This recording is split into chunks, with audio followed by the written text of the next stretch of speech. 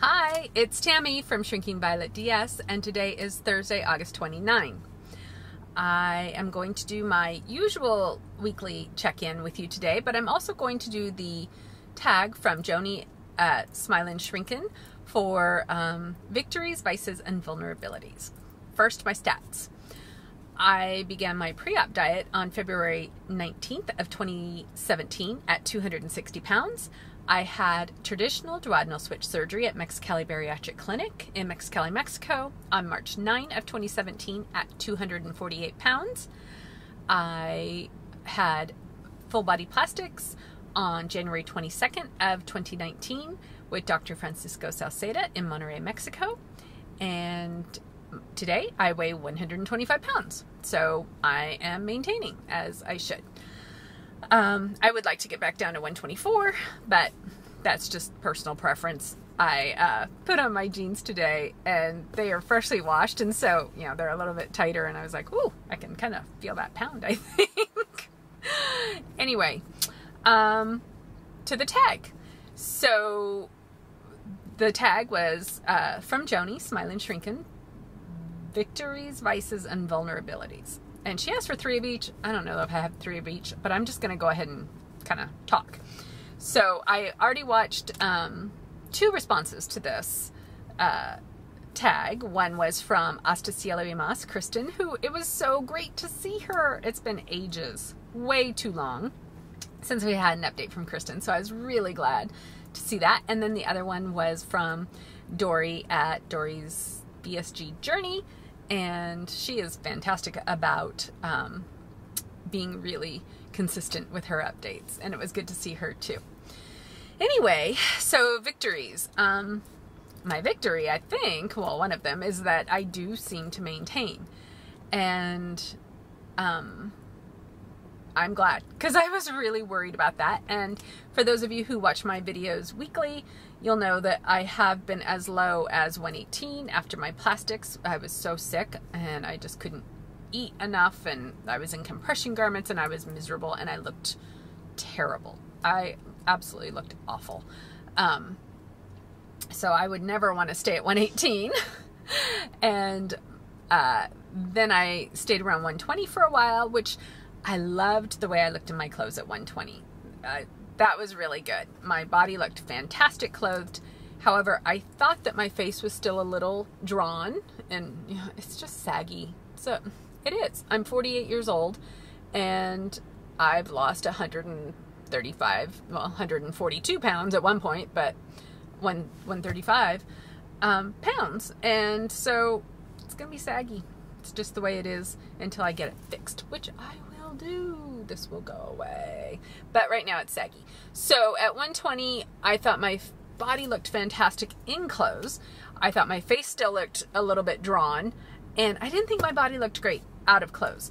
You could see my ribs across here. I can't remember what they're called. Intercostals or something like that. Anyway, across here you could see every single one of my ribs, which I did not like. And you could see the edges of my breast implants also, which I did not like. So gaining up to 124, I found that all of that went away. And my face filled out just a little, which is good.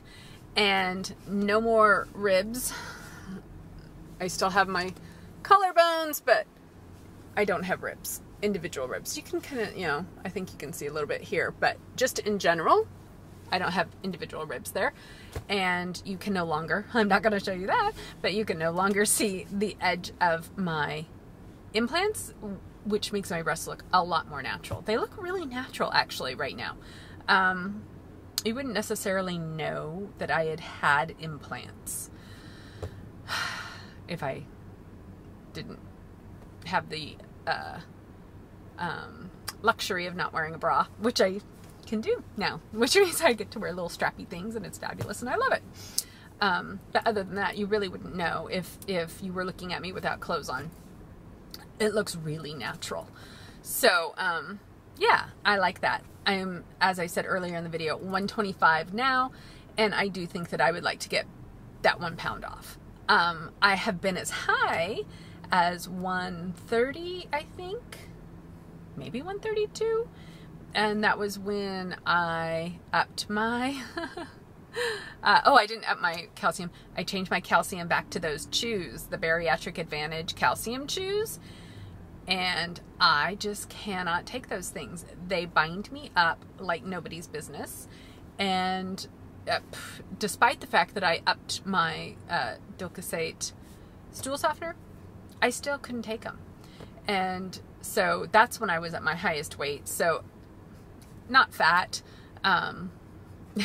mostly just food that would not go away. My body would not release. As far as fat, I would say my highest actual weight gain was after my cruise. I don't even know that that's actual weight gain though, because some of it was because, you know, I was on a cruise and I was eating more carbs, and that's definitely what will make me gain weight. But I was also PMSing at that time, so I had some water weight, but I was 129.8. And so even if, you know, we say some of that was water weight, some of that was fat weight too. And so I find that I get very nervous when I am over 125. It freaks me out. I don't like it. I know myself, and I know that it can be a slippery slope, and I just don't, like I said last week, I don't want to go back to needing weight loss surgery again. I don't think you can revise to anything from the DS. I think this is pretty much the gold standard right now. So, you know, I just have to really be mindful. And for me, the key is the carbs and the sugar. So anyway, I got off track badly. So Victory, maintaining, and I seem to be doing okay at that. What's my other victory? I've learned how to dress my new body. For a while there, when I was losing weight, I had the hardest time. I didn't know what size I was. Even after my loss was done, I still didn't know what size I was. I was still wearing clothes that were a little too big. I was wearing 8s, and I should have been wearing 6s. And then I was wearing 6s. I should have been wearing 4s. I was wearing 6s and 4s. I should have been wearing 0s and 2s. So I finally have figured out how to dress my new body. And I'm getting better also about not buying something just because it fits. That was a hard mindset to get out of. And so I'm feeling pretty victorious about that, because for a while I was like, buy all the clothes. They fit. They look good. Even if they're not that exciting. Oh my gosh, it fits. So get it. That was my old mindset when I was fat, because it was so hard to find cute clothes for me. I still had an hourglass shape, even at my heaviest. And a lot of the clothes were just bags. They had no waist to them. And so they made me look even bigger. So 2 victories, maintaining my weight and dressing my new body. I wonder if I can come up with a third one.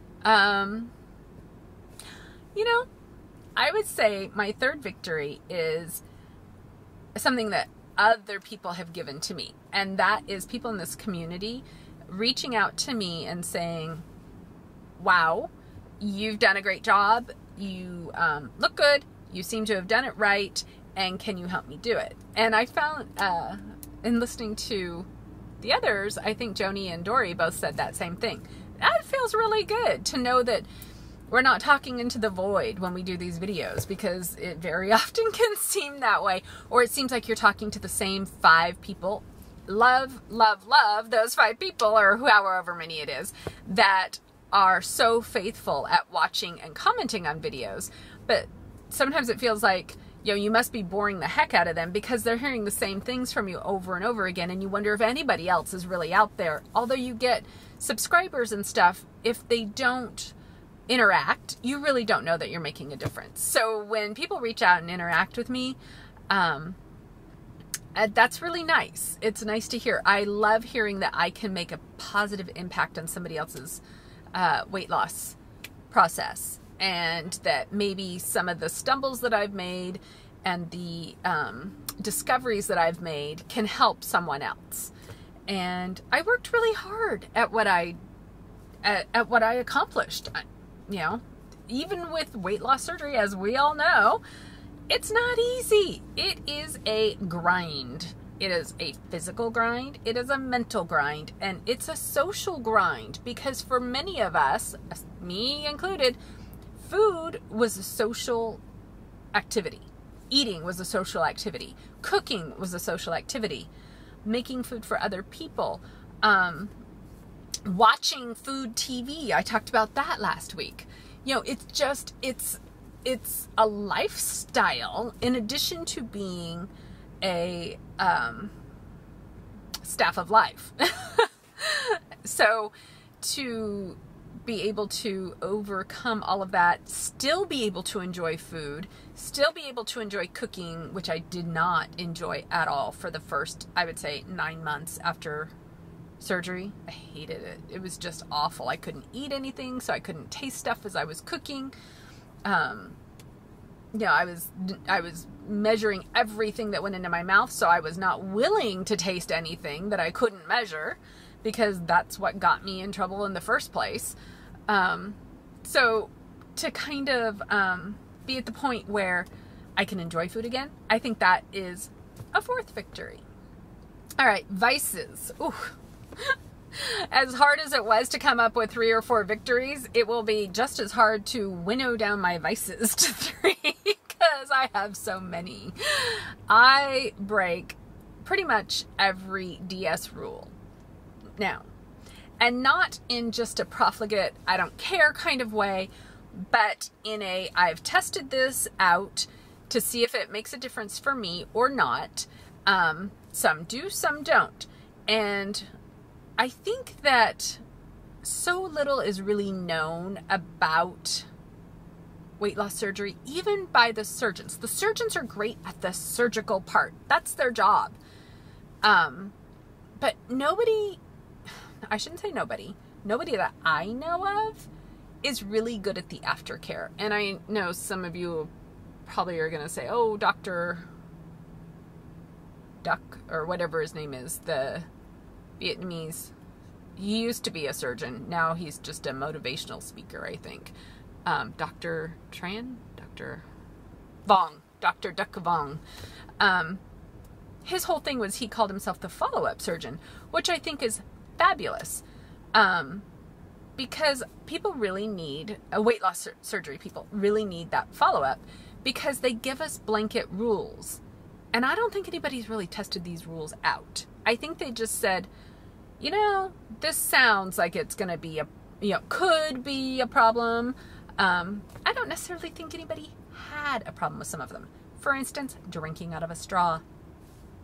I don't get more air drinking out of a straw. Who is putting this straw in the air and sucking and swallowing? Nobody I know. You know, if you get to the bottom of a glass, don't suck it up like some little kid making gurgling noises. Stop.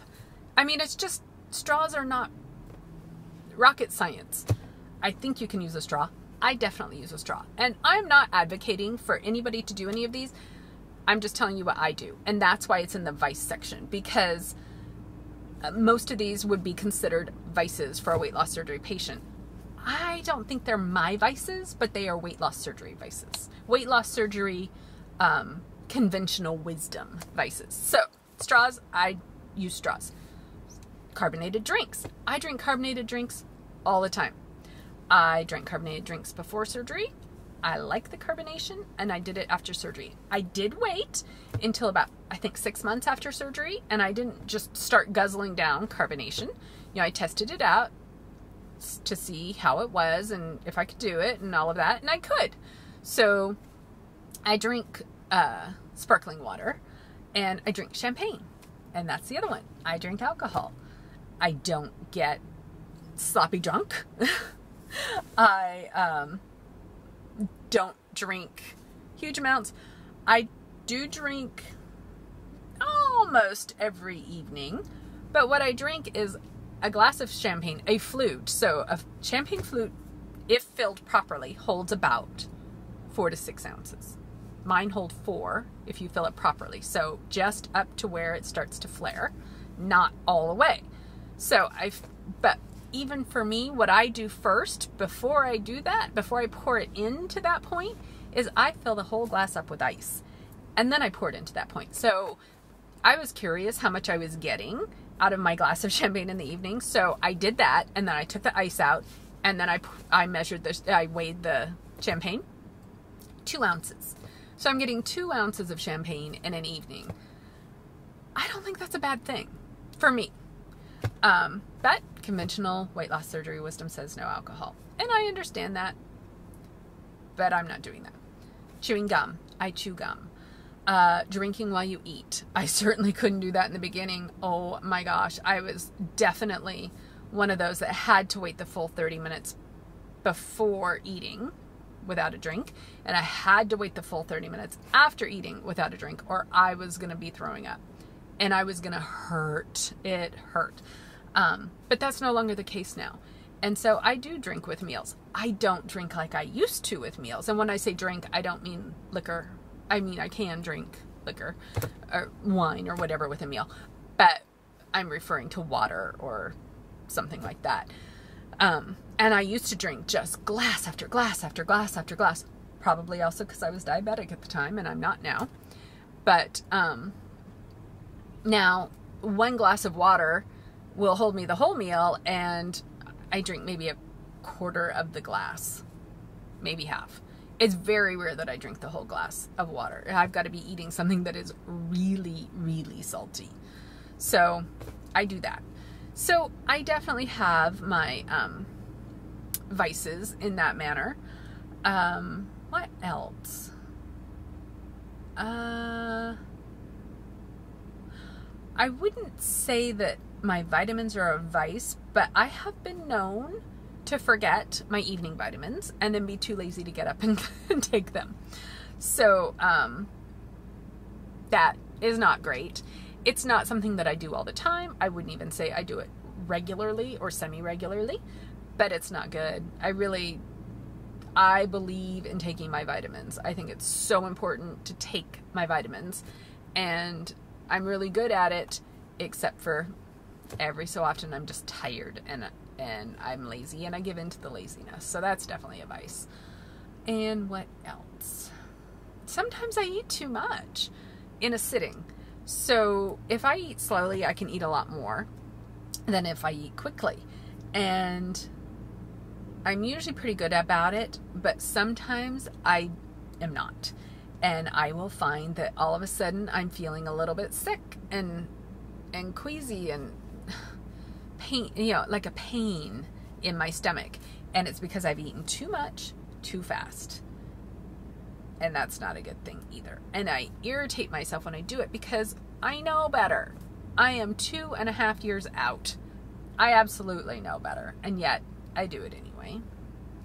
And then there's the carbs and sugar. Especially, as you know, if you watch me, I have the PMS parade of carbs every month. And I could be stricter with myself and stop that. And I should be stricter with myself and stop that, because it is a tough cycle. Getting that sugar monkey off my back, as I had said to Heather Feathering in a comment today on one of her videos, getting that sugar monkey off my back is tough. Once he gets in there, I swear that little guy's got claws and he hangs on for dear life. And so it sucks. But man, all I want during PMS are baked goods. I want brownies. I want turnovers. I want donuts. I just want baked goods. And I always have. That's how I was before my surgery. That's how I was right after my surgery. Even during my weight loss phase, when I was so strict with myself that I would not put a carb in my mouth unless I counted it. And, I was strictly incidental carbs. I never would eat just a piece of bread or a bite of rice. If I went to sushi, I only had sashimi, that kind of thing. I was really, really strict. Even then, PMS, I would allow myself a couple Oreos just because it was a mental, physical craving that I just could not get over until I scratched that itch. So that's definitely a vice. And vulnerabilities. One of them is worrying about schadenfreude. And that's because, and that's kind of always been a vulnerability with me, even outside of weight loss surgery. I tend to be a person who picks a goal and achieves it.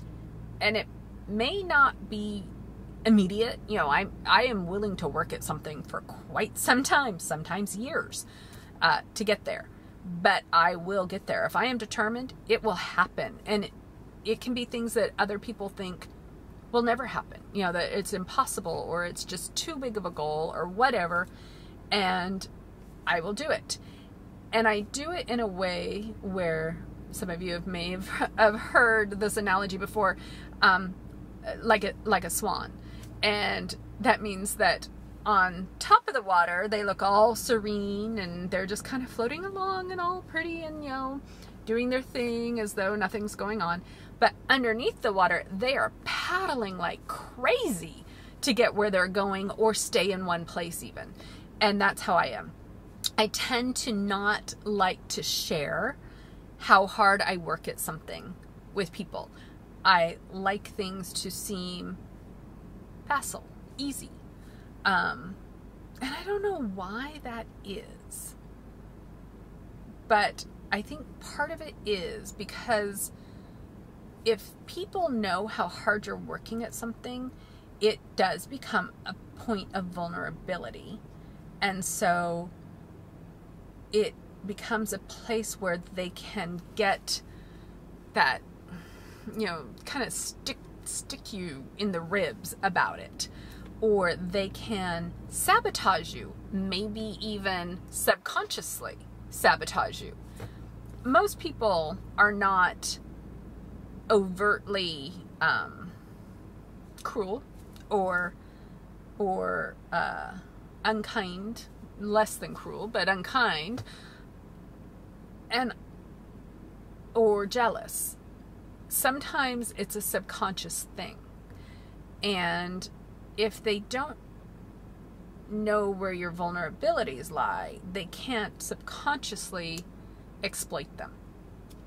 I didn't tell most people that I had had weight loss surgery, because I did not want people acting like the food police with me, or conversely, trying to feed me and sabotage my weight. I know a woman who has had weight loss surgery here, and her husband is constantly trying to feed her. He will buy her treats that he knows she likes, that are high in carbs, high in sugar, and give them to her. And if she doesn't take them, he acts hurt. And if she does take them, he acts happy, and as though he's loved, and that he's doing this because he loves her. But to me, it looks like sabotage. And not only is he sabotaging how much she's eating, he's sabotaging her with carbs and sugar, which are addictive and difficult to get over, which causes the sabotage to go on, and it causes her to sabotage herself more as well. So it's really insidious. I don't think that he has any ill intent. I think that he is accustomed to having done this her whole life as an expression of affection. And he also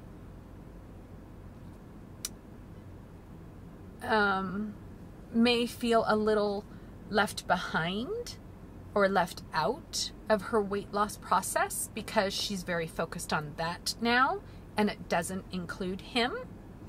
And also, they don't do necessarily as much of the social food stuff that they used to do. So because he knows where her vulnerabilities lie, he's able to sabotage her subconsciously. So I think that for me, that's definitely a vulnerability. also, even coming on here and telling you guys how much I weigh is definitely a vulnerability, because even within the weight loss community, I know that for the most part, we're all very supportive of one another. However, there are catty people everywhere. Just because you've lost weight or you've had a DS or a VSG or an RNY doesn't make you a nice person. If you were catty before, you're going to be catty afterwards. And so I have gotten catty remarks on Instagram and YouTube and stuff like that, DMs and things, about how I've lost too much weight, or about if I am up 3 or 4 pounds, that, you know, oh, it shows in your face, or that I need to be careful if I say, you know, I've eaten this big meal, I need to be careful because I'm going to gain all my weight back. And I think, so, you know, I'm telling you guys this weight stuff every week so that those who benefit from kind of the tracking mentality that I benefit from can watch. And those of you who are new to the weight loss journey can see that maintenance is possible. And I may regain. Right now, I haven't, but I'm concerned always. My video last week was, you know, that I'm always thinking about regain. Even the 1 pound, even 4 pounds. You know, if I hit towards 130, all of a sudden I'm like reeling it back in because I am conscious that that can happen. And so to tell my weight, especially when I'm up, and then kind of get that feeling that somebody's commenting because they're a little bit pleased that it's not so easy as maybe it looks, or that I'm finally struggling like everyone else. I always struggle like everyone else. I just don't dwell on it, you know. And I think about my weight every day still. Every day. Not losing weight every day, but I think about my food every day and my intake and that kind of thing. So that's definitely a vulnerability. What else? A vulnerability that I've gotten over is telling people about my weight loss surgery, because like I said before, I didn't tell people because I didn't want them being the food police or trying to sabotage me. Now, I don't care. They can bite me, frankly, because I'm confident in it. I made it work. You know, it used to be people would hear that I've had weight loss surgery and they'd tell me about all their friends that had weight loss surgery and how it never worked for them and they all gained their weight back and more. And the message was, you will too. Well, guess what? It's been 2.5 years. I may not be completely out of the woods, you know, for the rest of my life, but 2.5 years is pretty good. And I haven't regained yet. So I am much more comfortable now about telling people, yeah, I had weight loss surgery. What of it? You know, I don't have a chip on my shoulder about it, but I also don't have any embarrassment about it.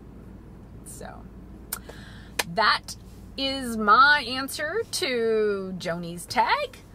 I hope more of you will also do this tag. I think it's great information. I think it's really good for us to hear these things from each other, to hear that sometimes people who we look at and we think, they've got it all together and they never worry about a thing, and, you know, their journey doesn't relate to my journey. We're all on the same journey, just at different places, different speeds. We have different routes that we take. You know, I turn right, you turn left, but then you turn right and I turn left and we end up in the same spot. So it's a good thing to get that information out. I will talk to you all later, and I hope you have a fantastic Labor Day weekend. Bye.